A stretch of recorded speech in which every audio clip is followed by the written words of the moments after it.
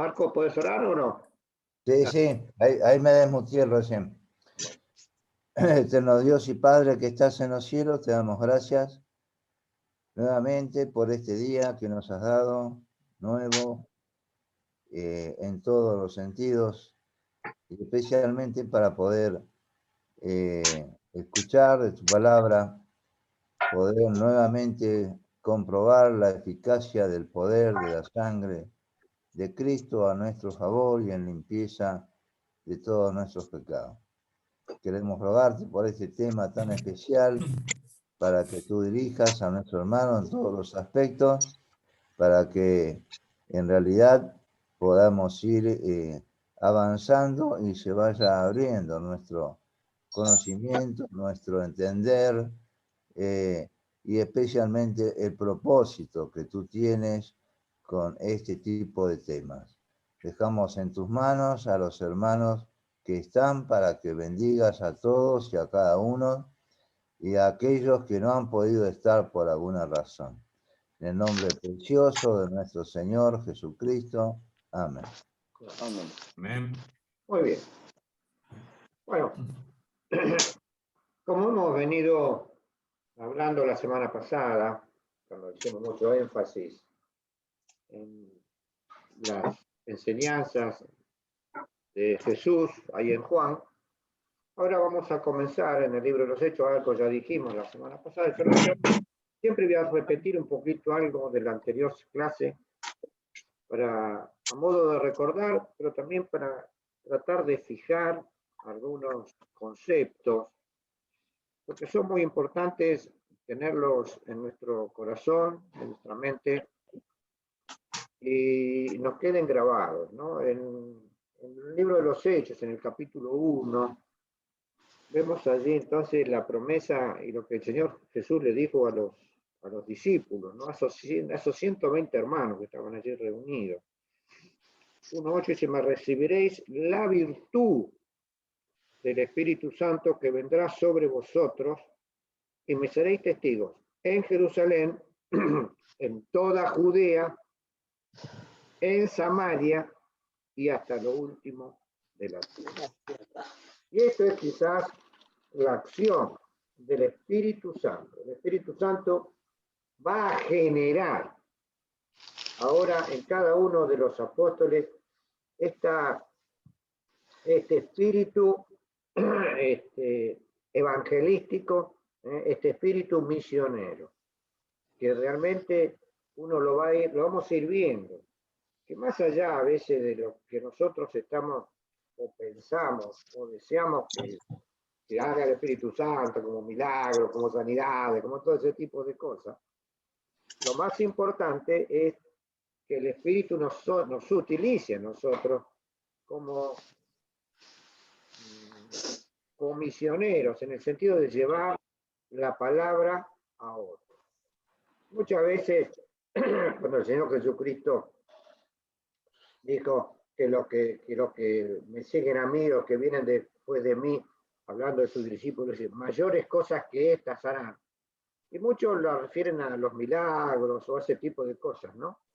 Pero una vez escuché de un pastor y me llamó la atención lo que dijo, quizás no hay cosa más importante y más poderosa para un ser humano llevar a otro a Cristo, ¿no? Llevarle el mensaje de salvación, el mensaje de transformación y ser utilizado por Dios para llevar esta tarea evangelística. Eso es mucho más, es como tiene mayor preponderancia que la predicación de Jesús, porque la predicación de Jesús, podemos decir, era la del Hijo de Dios, y a veces la nuestra, miserables pecadores, Dios nos utiliza para esto. Y en ese sentido, es quizás lo que más se va a manifestar ahora en el libro de los Hechos, ¿no? Es la tarea de transformación de la sociedad, es la tarea de fomentar la iglesia, o construir la iglesia, y la iglesia significa aquellos que fueron llamados aparte, los llamados afuera de las prácticas y las costumbres de la iglesia. Recordamos también Pentecostés, era la fiesta de la cosecha, donde se llevaban allí todos los presentes al templo ahí en Jerusalén, donde exactamente eran tres fiestas importantes, no sé si Pascua, Pentecostés y las cabañas, las que más sentido tenían, donde acudían muchos al templo a llevar sus ofrendas del año. Entonces, allí en Pentecostés ese día había reunido muchísimos judíos de la diáspora. ¿Qué eran los judíos de la diáspora? Aquellos judíos que estaban en distintas regiones. Los judíos que habían quedado desde la transmigración en las regiones de... Dispersos. Dispersos, claro, por supuesto. Que habían quedado en Babilonia, en Persia. Había colonias que quedaron de cuando fueron que fueron llevados cautivos, los que estaban en Egipto, los que estaban en Alejandría, que había una comunidad muy grande, ¿no? Y después los que estaban ya hacia el lado de Europa, hacia el lado de Turquía, ¿no? Los que hoy es Turquía, los que hoy es Chipre, ¿no? Los que hoy es Grecia, había también, y en todas las costas del Mediterráneo había colonias judías. Todos estos venían en el día de Pentecostés, ¿no? Que significaba 50 días a partir de la Pascua, a celebrar esta fiesta. Y entonces yo me quedé pensando, ¿no? Pentecostés, podemos decir, era la fiesta de la cosecha. Y quizás, ¿no? Se me ocurrió pensar, ¿no? En aquella frase que el Señor Jesucristo dijo, mirando los campos, dice que ya están blancos para la siega. Rogad al Señor de la mies que envíe obreros a su mies. Quizás esa fiesta, ¿no? de las cosechas, quizás ahora desde el punto de vista espiritual, era en Pentecostés, esa fecha era como el comienzo de la cosecha de todas aquellas personas que Jesús ya había visto que iban a ser convertidas por el poder de la palabra, por el poder del Espíritu Santo, y puesto la fe en Él como único y suficiente Salvador, podemos decir que desde el punto de vista espiritual también Pentecostés significa la cosecha de las almas. Y en ese día, ¿no? Dice la palabra, o después lo que vamos a ver hoy, fueron convertidas como 3.000 personas. Muy bien, la semana pasada habíamos hablado que cuando desciende el Espíritu Santo allí en ese lugar, son los tres hechos, primeramente el trueno, después el viento recio, después las lenguas de fuego con el simbolismo de cada uno de ellos, y entonces se juntan ahí en la calle, podemos decir, o en la plaza, no sabemos bien dónde estaba, si la casa daba a una plaza, aparentemente daría un lugar bastante amplio, ¿no? Porque la gente se juntó muchísimo, ¿no? A ver lo que había pasado en esa casa, ¿no? Y en esa casa, Pedro, como era el aposento alto, quizás salió al balcón, ¿no? Y ahí comenzó, ¿no? A hablar, y ahí comenzó a predicar. Y entonces en esta mañana vamos a ver la transformación hecha por el Espíritu Santo en Pedro para darle una palabra distinta a lo que él estaba acostumbrado. Y también vamos a hablar un poquito del milagro que allí se produce. Vamos a leer en los Hechos, capítulo 2.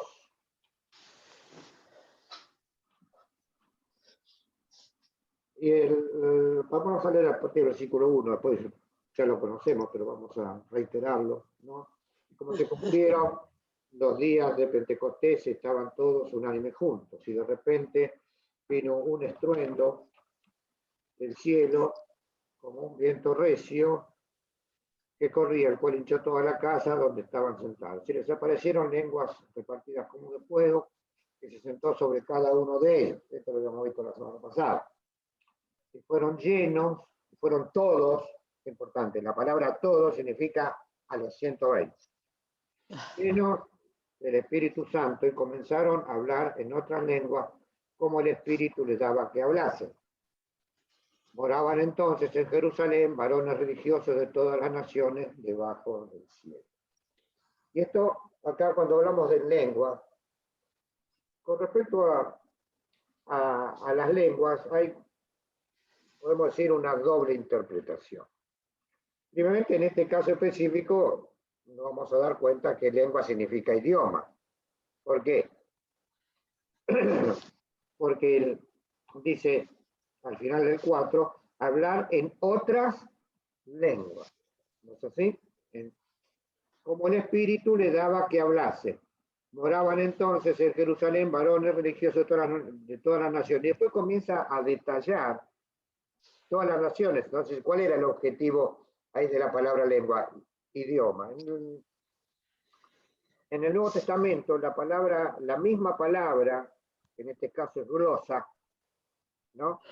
Significa lengua como esto, como el órgano que genera la voz, como el órgano que genera la palabra, ¿no? También lengua está dado en el sentido yo me lo anoté para que no se me pierda, ¿no? Como una acción de alabanza, ¿no? O sea, y toda lengua, ¿no? Hablará y testificará y en nombre del Señor, ¿no es así?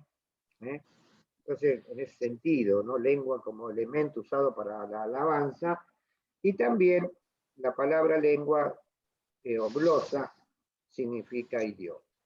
Y así que la interpretación correcta de la palabra, no es así, hay que verla siempre en el contexto en el que está escrito, si no, no nos damos cuenta. ¿Sí? Nos vamos a citar los textos, pero después si alguno quiere más profundizar sobre el tema, bueno, me avisa y lo analizamos. Lo digo porque en este último tiempo, podemos decir, en estos últimos 100 años por acá, se le ha dado mucha trascendencia a la lengua, y no utilizada, podemos decir, en el sentido bíblico, sino utilizada en una forma más moderna o una característica, que son un montón de palabras que se dicen o frases sin sentido, que cuando uno las analiza, no se da cuenta que uno se va copiando del otro en la fraseología de la lengua, de esas palabras sin sentido. La única referencia que hay con respecto a ese tipo de lengua, a veces que no se entiende, se encuentra en 1 Corintios 14. Cuando ustedes lo lean, ¿no? Entre todas las cosas que dice el apóstol Pablo, dice que él prefiere hablar 5 palabras para que los demás la entiendan y no 10.000 palabras o 1.000 palabras en una lengua desconocida que nadie entiende, dándole la importancia.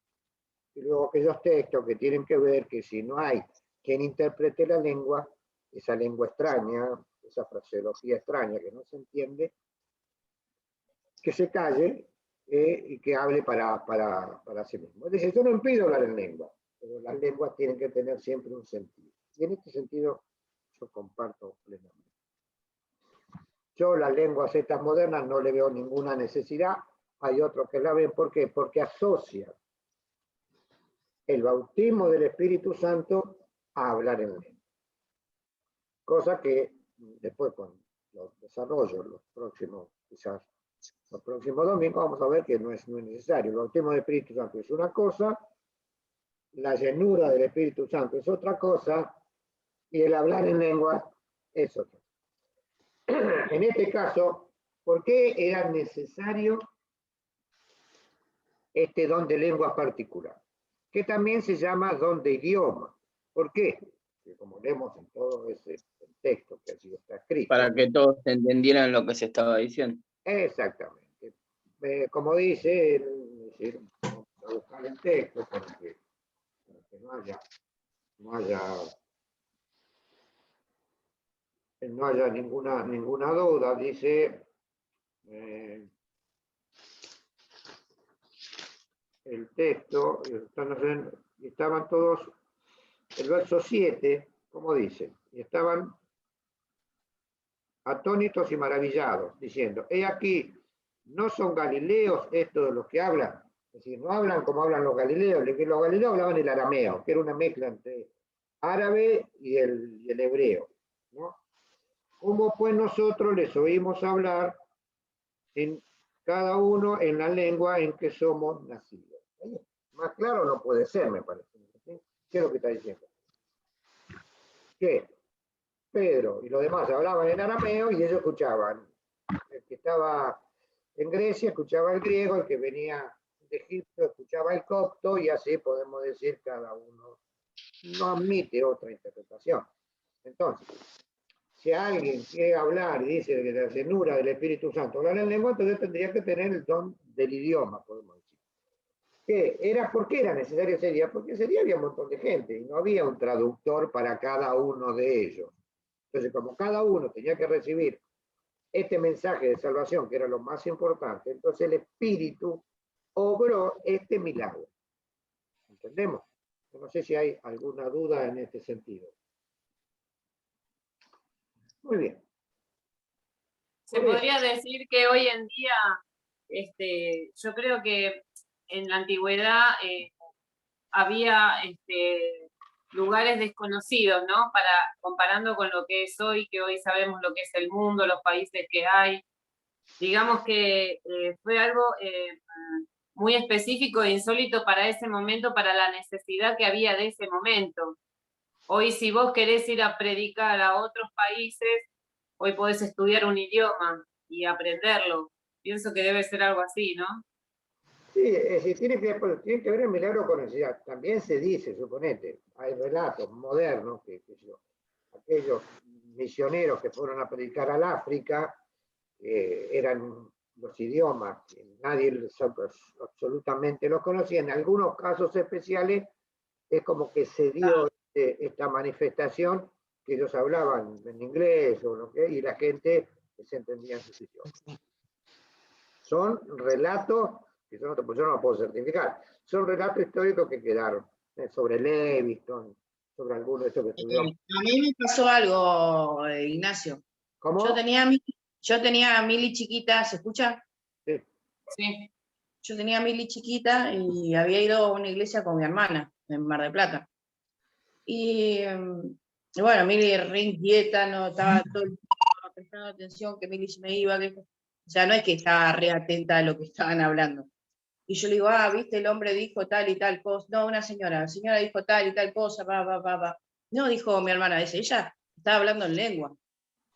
Y yo, no sé, yo lo interpreté. Yo por ahí creí que estaba diciendo tal cosa. Y llegó un mensaje, le dije yo a mi hermana, pero entre medio que la cuidaba a mí, y digo, no estaba atenta a eso. Y me dice, no, pero ella habló en lengua. Yo digo, bueno, entonces, si eso fue así, como vos decís, ocurrió el mismo mensaje. ¿El objetivo cuál es? No pero mostrar, una sola vez.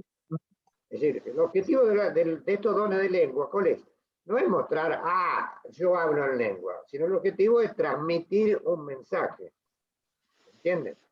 ¿Cuál es el objetivo? O sea, se puede hacer, puede existir. El objetivo es que vos, que estabas distraída, pudiste entender, no distraída en el sentido, sino porque estabas ocupada en otra cosa, porque tu nena era recontra inquieta, producto que todos los chicos son inquietos, no le va a echar la culpa a los chicos. No, Mili era re inquieta. Y entonces Dios, en alguna medida, vos necesitabas esa palabra, entonces obró para que vos la escuchases y la entendieses. Y ese es el objetivo de la lengua. No es solamente, si yo he ido a lugares que a veces una vez tenía un otro amigo que me hablaba en lengua, yo no entendía ni medio lo que decía, siempre diciendo la misma palabra, repitiendo.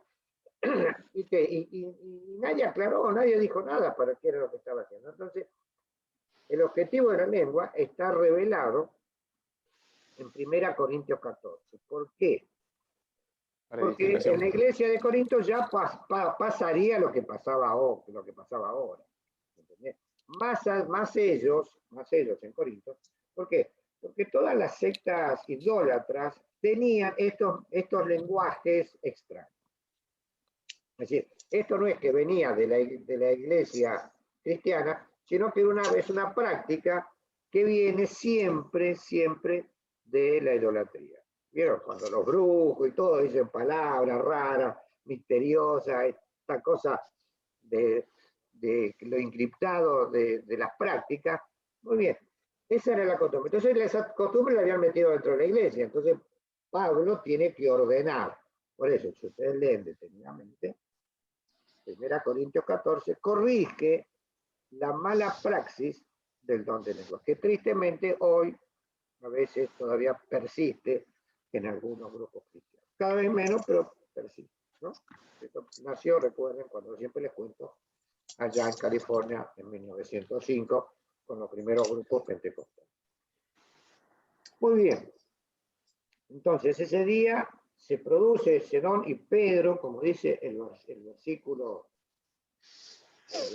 14, ¿eh? Entonces Pedro, poniéndose en pie con los 11, alzó la voz. Es decir, gritó fuerte, ¿no? Esto que quede claro, porque no había altoparlante en esa época, ¿no? Y la gente comenzó a hacer silencio, ¿no? Diciendo, varones judíos, todo lo que habitáis en Jerusalén, esto sea notorio y oíd mis palabras. Porque estos no están borrachos, como vosotros pensáis, siendo la hora tercia del día, siendo las 9 de la mañana, quería decir, que no habían tomado. Lo que estaban escuchando, que eso que pasaba entre ellos, no era producto del alcohol, sino producto de un milagro de Dios. Y ahora el apóstol Pedro va a hacer una predicación. Y vamos a analizarla, ¿por qué? Porque es importante analizarla, por un lado, por el objetivo de la predicación.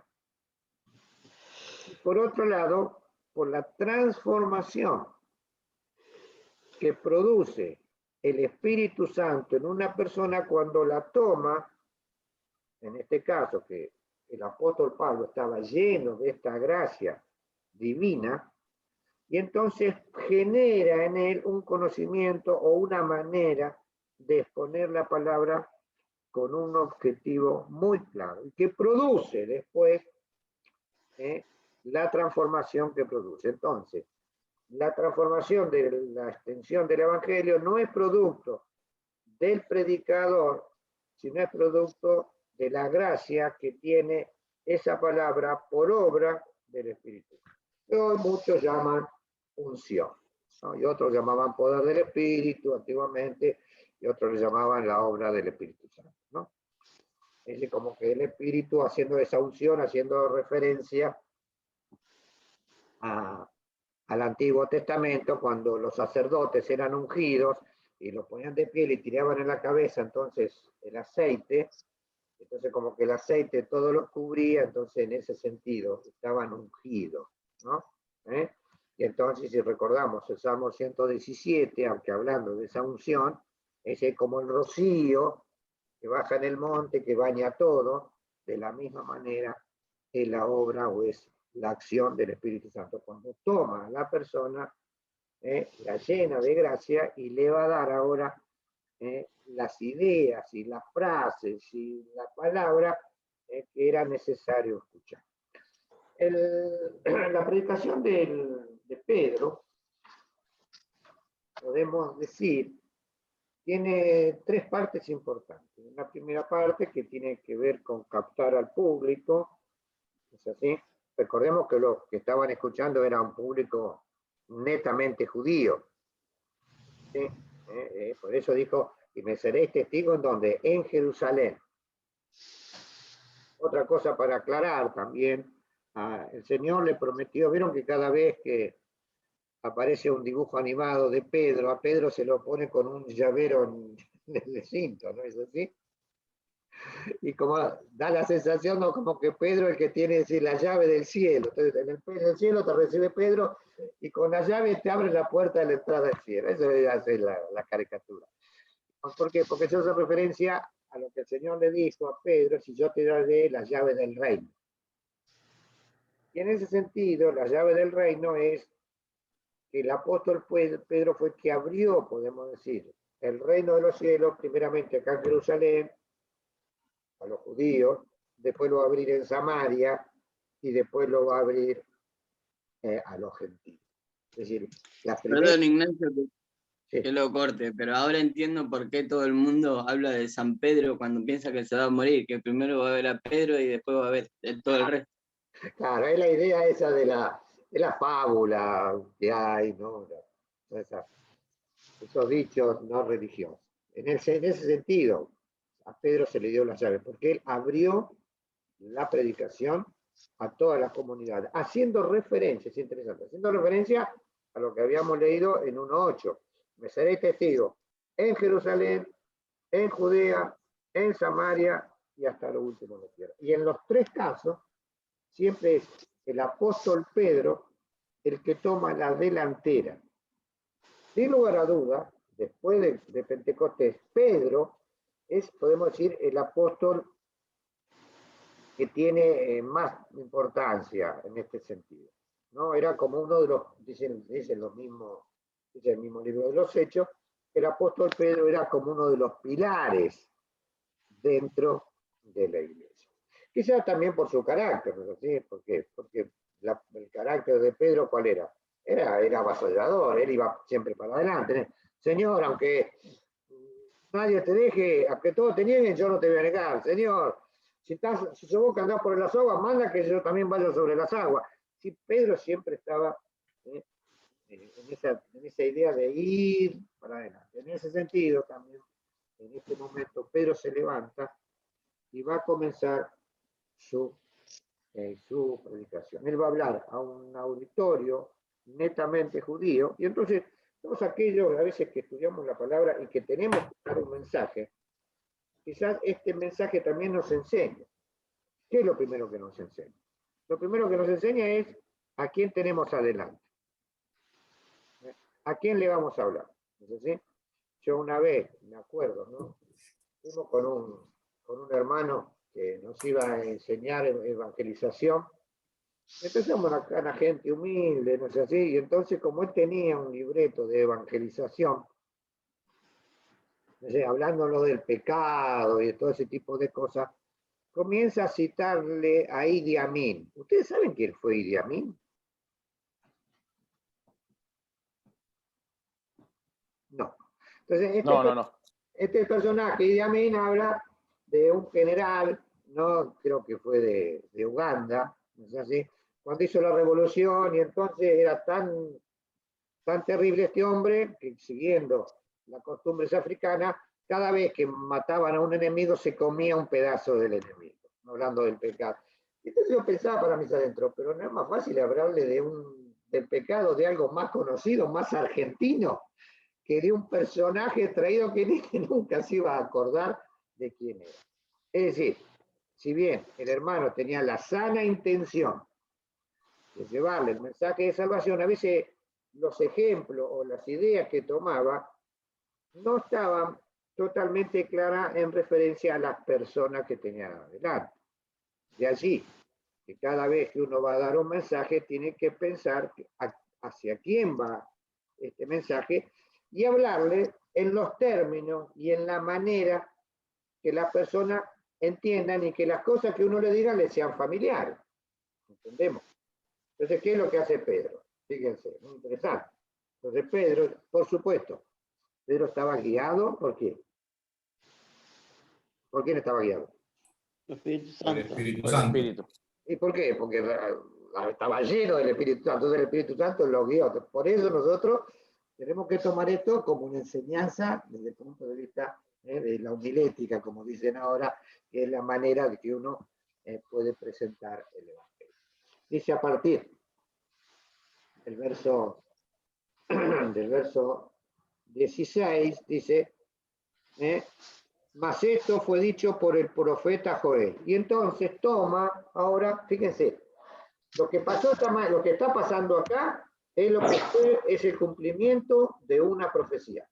¿Qué hizo? Captó, ¿qué cosa? La atención de la gente, porque le nombró, ¿qué cosa? El profeta Joel. Al profeta que ellos conocían. ¿Por qué? Porque seguramente cada vez que todos los judíos tenían conocimiento del Antiguo Testamento. ¿Por qué? Porque ellos Lo tenían... mismo que hace Pablo en Grecia cuando dice el Dios no conocido que ustedes alaban es el Dios que yo le vengo a presentar. Exactamente, cuando Pablo va allá, entonces Pablo dice, ¿de qué manera le entro a los griegos? Entonces, bueno, busco un punto ahí de contar. Entonces acá ahora él va a citar una profecía del profeta Joel. Una profecía que estaba, podemos decir, muy de moda, en el sentido de que los judíos en esa época estaban esperando siempre ¿qué cosa? Al Mesías.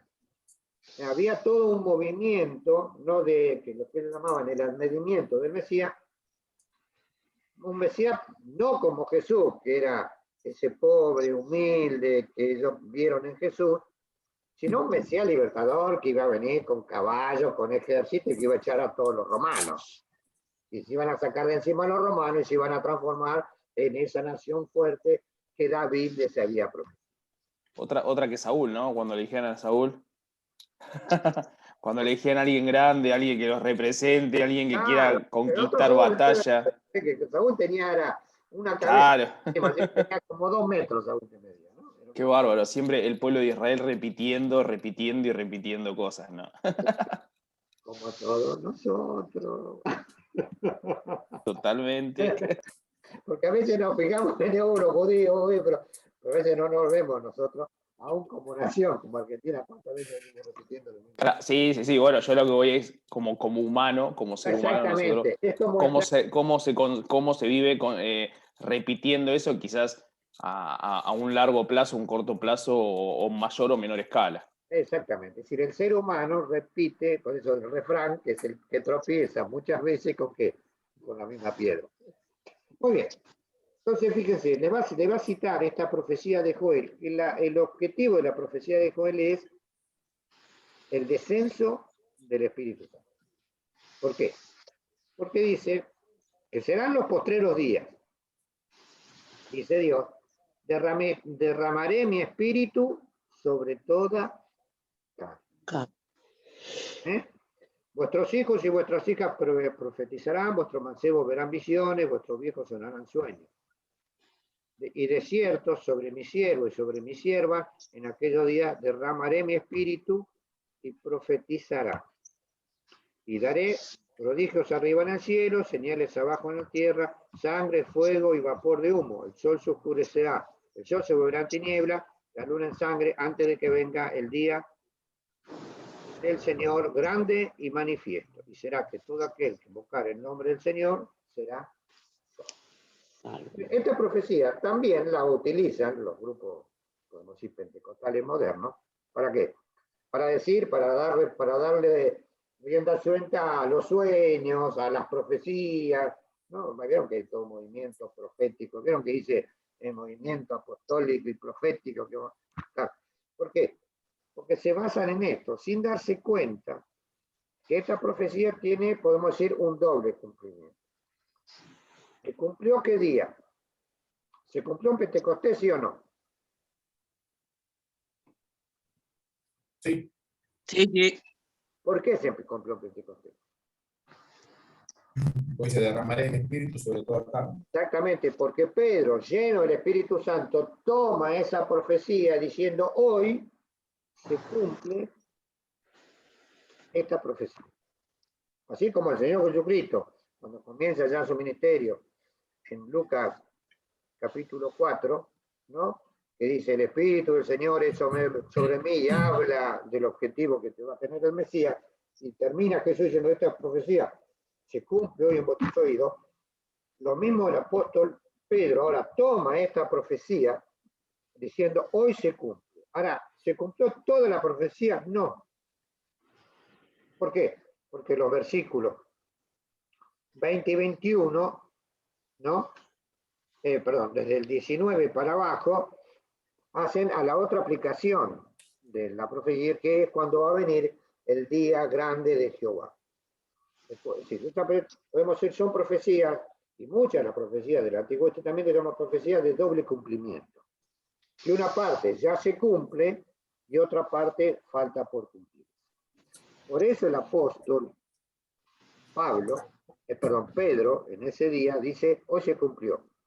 Descendió el Espíritu. ¿Por qué? Porque a los 120 que estaban allí, recuerden, no era solamente sobre Pedro, Los versículos que hemos leído anterior, los 120 hablaban con el don de idioma, hablaban, profetizaban, decían cosas, revelaciones, es decir, sobre todo, por eso dice acá sobre los mancebos y sobre los viejos y sobre, es decir, el Espíritu, cuando el Espíritu Santo desciende sobre la iglesia, allí entonces les da poder, porque lo llena, es la llenura, lo que se llama ahora del Espíritu Santo, para manifestación.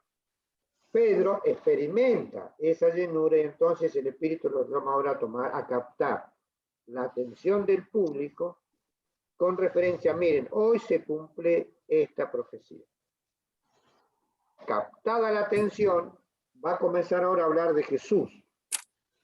Y Jesús en su relación como enviado de Dios y en cumplimiento también de profecías dadas sobre el Mesías en el Señor Jesucristo.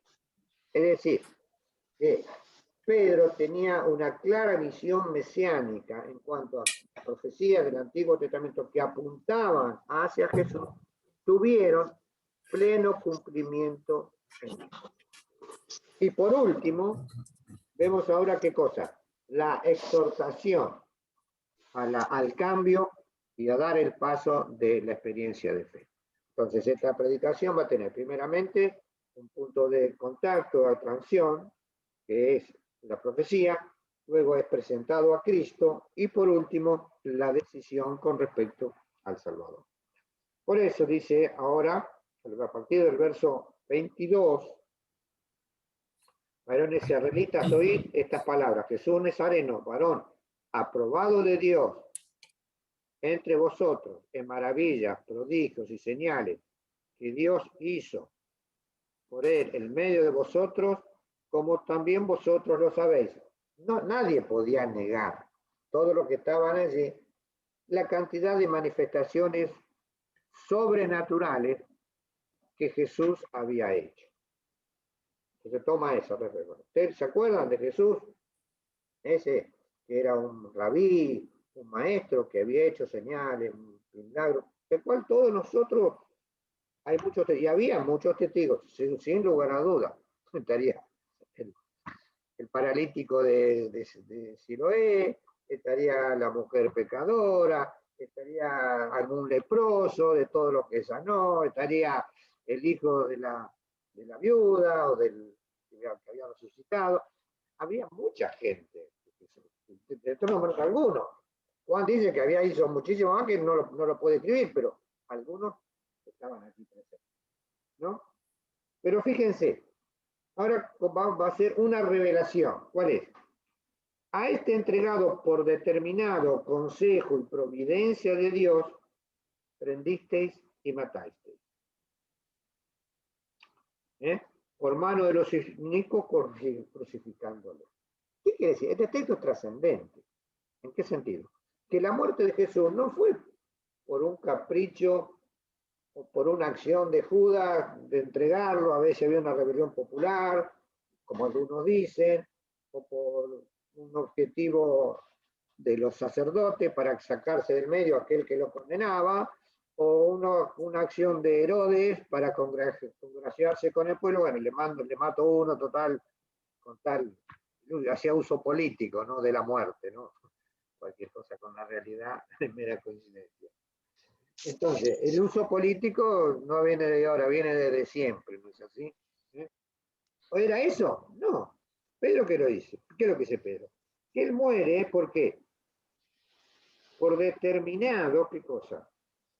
Consejo y providencia de Dios, y que Dios ya había establecido que este Jesús, Mesías prometido, tenía que venir a morir con el objetivo de pagar el precio y la culpa del pecado. ¿Es así? Siguiendo la línea de la profecía. Exactamente, exactamente. ¿Por qué? Porque ahora vamos a ver la profecía que cita. Y no solamente hace énfasis en esto, hace énfasis ahora en el eje que a posterior va a tener la iglesia con respecto al Mesías, que es la resurrección, ¿no? O Versículo 24, al cual Dios levantó suelto los dolores de la muerte, por cuanto era imposible ser detenido por él. Es decir, la muerte no le podía retener. ¿Por qué? Porque, ¿cuál era la maldición de la muerte? Toda alma que pecare, ¿qué cosa? Esa morirá. Esa morirá. Jesús, como era sin pecado, entonces la muerte, dice, no le podía retener. Entonces, era el tercer día resucita. Entonces, ¿sí? Es suelto, como dice otro texto, suelto los dolores de la muerte. Jesús resucita, y este también es un eje en toda la predicación, del cual después Pablo va a llegar a decir, allá en el libro de Romanos, que si no hay resurrección, entonces vana es nuestra fe. Y ahí, en ese párrafo, vamos a ver cómo Pablo relata a quien se ha parecido a Pedro, a Cefa, a Juan, después de una reunión de más de 500 hermanos, y muchos viven ahora, dice Pablo, ¿no? Es decir, que pueden certificar que Jesús realmente había resucitado. Y allí está el otro eje del mensaje de salvación, la resurrección de Jesús. ¿Por qué? Porque cita otro texto, fíjense, cita otro texto del Antiguo Testamento. Porque David dice de él, aunque, fíjense, cuando uno lee, es el Salmo, creo que el Salmo 16, ¿no? El Salmo 16, 11. Si uno lee el Salmo y lo lee todo el texto, da la sensación de que David habla de él. Pero ¿qué pasa? Acá vemos que el Espíritu reinterpreta el mensaje de ese salmo y Pablo lo va a aplicar ahora al Mesías. Veía al Señor siempre delante de mí, hablando de Jesús. Porque está a mi diestra, no seré como si, porque recuerden lo que dice allá Hebreos, que fue Jesús se sintió ¿qué cosa? A la diestra de Dios. Hebreos, el capítulo 1, verso 1 y 2. ¿Es así? Porque está a la diestra, no seré conmovido. Por lo cual mi corazón se alegró y gozóse mi lengua. Y aún mi carne descansará en esperanza. Y no dejarás que mi alma vea, acá en el casi es infierno, en otra parte se traduce sepulcro, ni darás a tu santo que vea corrupción. Hicíteme notorio los caminos de la vida, me henchirás de gozo por tu presencia. Y ahora qué cosa, de que acá el Señor iba a resucitar. Resuelto, dice, los dolores de la muerte. ¿No? Si no lo podía, no se iba a quedar en el sepulcro. Y fíjense ahora lo que dice, toma esa idea, Pedro, y la aplica a Jesús. ¿Por qué? Porque dice, a David está todavía ahí en la tumba, dice, varones hermanos, se os puede decir libremente que el patriarca David, versículo 29, que murió y fue sepultado, y su sepulcro está con nosotros ahora. Y David no resucitó. Entonces, este texto lo podemos aplicar ahora. Empero, siendo profeta David, ¿no? Que era ¿verdad? Y sabiendo que con juramento Dios le había jurado que del fruto de su lomo, en cuanto a la carne, se levantaría el Cristo y que se sentaría sobre su trono, por supuesto. Todos los judíos esperaban el retoño de la vara de Isaí, ya la profecía de Isaías, que tienen que ver que desde la descendencia de la familia, Isaí era el padre de David, de la descendencia de David iba a venir el Mesías. Por eso, el énfasis en los evangelios, sobre todo en Lucas y en Mateo, que hablan de la genealogía de Jesús, como diciendo que fue descendiente de David, para certificar el cumplimiento de esa profecía, porque los judíos, ellos estaban convencidos que de la familia de David iba a venir el Mesías. Entonces, dice acá, lo que dice, fíjense, estamos leyendo, pero el profeta sabiendo, el verso 30, que con juramento le había Dios jurado que del fruto de su lomo, en cuanto a la carne, levantaría al Cristo que se sentaría sobre su trono. Hablando de Jesús. Viéndolo antes, habló de la resurrección de Cristo. Fíjense cómo lo aplica. Es decir, como que David vio hacia futuro la resurrección de Cristo.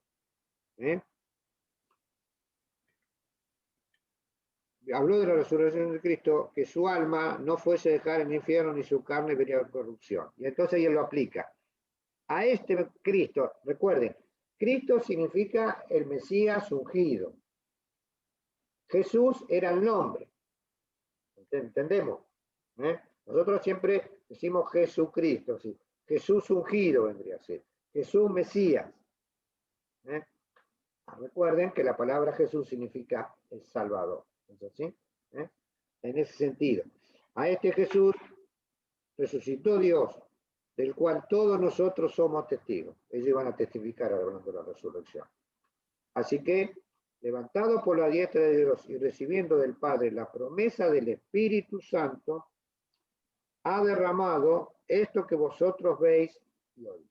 Y entonces, esto que ustedes vieron es el derramamiento del Espíritu Santo como cumplimiento de la resurrección de Cristo, dada en esa promesa allí en el Salmo 16. Y entonces toma ahora otro salmo, ¿no? Y toma otra profecía, hablando ahora de la ascensión. Porque David no subió a los cielos, empero dice, dijo el Señor a mi Señor, siéntate a mi diestra, hasta que ponga a tus enemigos por estrado de tus pies. Sepa pues, santísima gente, todas las casas de Israel, que a este Jesús que vosotros crucificasteis, Dios los ha hecho Señor y Cristo. Entonces acá vemos cuál es el objetivo que tiene la predicación de Pedro. Mostrar en Jesús el cumplimiento de las promesas dadas al pueblo de Israel de las características que iba a tener el Mesías y que iba a morir, Isaías 53, pero que también iba a resucitar, Salmo 16, pero que también iba a ascender a los cielos y estar a la diestra de Dios, Salmo 110. ¿Cuál? Tomando esa idea, ¿qué pasa? Ahora el Espíritu, ¿qué es lo que genera? Fíjense. Ahí termina la predicación. Y ahora vemos la acción espiritual de lo que hace el Espíritu. Dice el verso, entonces, fíjense el versículo 37. Oído esto, fueron compungidos de corazón y dijeron a Pedro y a los otros apóstoles, varones hermanos, ¿qué haremos? Y ahora allí, cuando dice compungido de corazón, ahora vemos la acción espiritual del Espíritu. Es la obra del Espíritu. Que muchas veces no tiene que ver con las palabras que se dicen, sino que tiene que ver con un camino espiritual. Le voy a contar lo que ya alguna vez, muchas veces conté, ¿no? Yo cuando era más joven, así, tenía la costumbre de escuchar a los predicadores desde un punto de vista, a ver qué dicen distinto de lo que digo yo. Entonces yo conocí a una misionera que era muy poderosa en la palabra, y me acuerdo que cuando se celebraban la fiesta de Navidad, la iglesia nuestra tenía la costumbre de hacer una fiesta de Navidad, y el objetivo era la evangelización. Entonces invitaban a la familia, los chicos hacían las representaciones como hacemos nosotros, pero el objetivo era que la gente se convirtiese. Y generalmente esa fiesta venía mucha gente, venía 100 personas, mucha gente. Entonces, yo siempre mi preocupación cuando esta hermana predicaba, a ver qué dice para que la gente se convierta. Porque cuando ella predicaba, ¿qué pasaba? Toda la gente levantaba la mano y se convertían y había una manifestación bastante interesante. Y entonces me acuerdo que un día me puse de ir, voy a ver qué dice para yo decir lo mismo, decía. Y entonces terminó la predicación. No dijo nada raro, habló del pecado, habló de la que teníamos que arrepentirnos, que teníamos que convertirnos. ¿Qué pasó? Hace el llamamiento a quien quiere aceptar a Cristo como su único y suficiente Salvador. Y entonces, como 10, 12, 15 personas levantaron la mano. Y entonces pasaron adelante para que oraran por ellos. Y ahí me di cuenta de que a veces la predicación no tiene que ver con específicamente la palabra que se dice, aunque sí es importante, sino tiene que ver con el vehículo, que es el Espíritu. Como en este caso, el apóstol termina de predicar y dice que el Espíritu conmovió los corazones de esas personas que habrán escuchado el mensaje a media. ¿Por qué? ¿Cuántos eran? Dice la palabra que eran como 3.000. Algunos que estaban en la primera fila habrán escuchado bien, los que estaban atrás, los chicos, el perro, todos habrán escuchado por la mitad del mensaje, ¿no? Porque pasa siempre. Y en todo ese mensaje escuchado por la mitad y todo lo que pasó, el Espíritu se movió y quebrantó los corazones de las personas. Por eso, cuán importante es entonces que nosotros oremos en este sentido, que sea el Espíritu de Dios que convenza de pecado a aquellas personas que están escuchando lo que nosotros le estamos diciendo. Nosotros podemos hacer un mensaje muy bien preparado, muy bien ordenado, con todos los pasos de la homilética, con el estudio, pero si no estamos llenos del Espíritu Santo, la palabra cae, ay no, ¿por qué? Porque le falta aquella gracia y aquella tarea que hace el Espíritu en el corazón de la persona, de conmover. Por eso dice el verso entonces, fueron compungidos de corazón y dijeron a Pedro y a los apóstoles, varones, ¿qué haremos? Y entonces fíjense, ahí viene el mensaje de salvación. Arrepentíos y bautícese cada uno de vosotros en el nombre de Jesucristo para perdón de los pecados y recibiréis el don del Espíritu Santo. Porque para vosotros es la promesa y para vuestros hijos y para todos los que están lejos y para todos los para cuantos el Señor nuestro Dios llamare. Y con otras muchas palabras testificaba y se exhortaba diciendo, sed salvos de esta perversa generación. Así que los que recibieron la palabra y fueron bautizados, fueron añadidas a ellos aquel día como 3.000 personas. Evidentemente fue un golpe, podemos decir, a la obra diabólica en la ciudad, porque muchísimas personas recibieron aquí. Ignacio, Sí. Sí, yo pensaba, el otro día estoy hablando últimamente con varias esposas de pastores y todas hay muchas iglesias preocupadas hoy por el enfriamiento de la iglesia, ¿no? Yo sé que es una situación bastante complicada y que no es nada normal, pero yo pensaba, es un tiempo donde uno siente como que la iglesia está encapsulada, ¿no? Por el tema por ahí de no poder abrir los templos y todo, es cierto, muchos hermanos se han enfriado, lo veo en distintas denominaciones, en distintos lugares, y a veces da la sensación como que el pecado avanza, ¿no? Como que vemos la tele, vemos todo, y todos van ganando derechos, todos, que la inclusión, que esto, que el otro, y yo digo, porque lo pensé en un momento, digo, ay Señor, ¿por qué vos tenés el poder? ¿Por qué no terminás con todo esto? Y claro, y no es esa la solución, porque yo digo, si la iglesia de Cristo no toma otra vez la autoridad y la llenura de ese Espíritu Santo para que la encienda y la levante, ¿qué estamos pretendiendo entonces con el mundo? Que ya está enceguecido y está confundido por el enemigo, ¿no? Yo creo que es tiempo de que la iglesia de Dios realmente se llene de la presencia del Espíritu para poder manifestarse en contra del pecado que hoy acecha y que a nosotros también nos quiere muchas veces anular, enceguecer, tomar por natural las cosas que para el Señor no son naturales, no es lo que debe ser. Entonces yo digo, empieza por nosotros.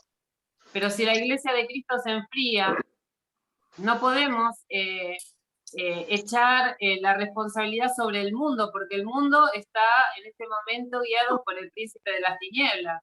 Por supuesto, mirá, Elba, que quede claro. Todo lo que vamos a ver estos domingos de la tarea del Espíritu Santo, el objetivo es ese, que nosotros entendamos que en cada ser humano está toda la gracia de Dios. Lo que tenés que hacer ahora es estar dispuesto a dejar que esa gracia se manifieste. Por eso en toda la historia de la iglesia hubo, podemos decir, así, ¿no? Así, pero acá se ve ahí. Un sub y baja. Un sub y baja. Es decir, momento en que la iglesia tuvo mucho testimonio, momento en que la iglesia se fue apagando. ¿Qué es profético que el aumento de la maldad? Sí. Si más el tiempo, en fin, el pecado y la maldad va a aumentar. Ni lo dudemos.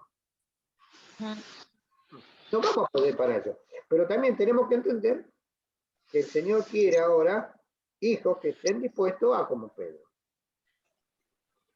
¿Por qué? ¿Qué fue lo que pasó en Pedro? Pedro pasó una transformación terrible. Él, siendo un ignorante, un pescador, Dios le da esta revelación de esta predicación que hemos visto. Y no solamente eso. Después le da el mensaje, es decir, asocia, fíjense, tiene esa revelación de asociar el Antiguo Testamento con el Mesías y con las profecías, y las aplica perfectamente. Esto es producto y obra del Espíritu, a la cual nosotros ahora tenemos que comenzar a apuntar. Miren, ya se nos pasa la hora. Después vamos a subir. Por eso es importante, miren, agradezco a Dios que somos un montón. Eso es obra de Dios, no obra de nadie. Que somos 1, 2, 3, 4, 5, 6, 7, 8, 9, 10, 11, somos 11. Nunca hemos tenido clases tan grandes.